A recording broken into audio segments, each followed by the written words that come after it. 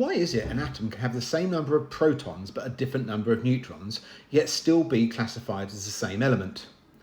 Well, let's look at these terms: atomic number, atomic mass, and isotope.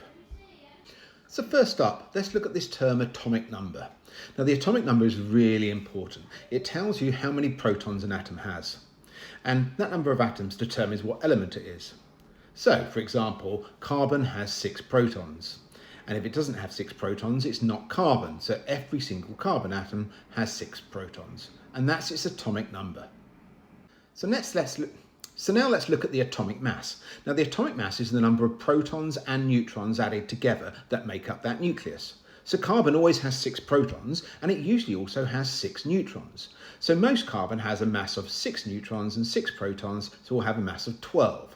However, this is where it gets interesting, because carbon can exist with different number of neutrons. So for example, some carbon atoms actually have 8 neutrons, and therefore instead of having a mass of 12, they would have a mass of 6 protons plus 8 neutrons, which equals a mass of 14.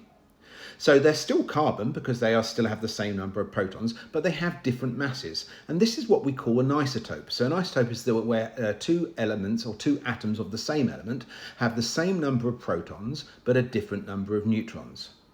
So remember, atomic number is the number of protons. Atomic mass is the number of protons and number of neutrons.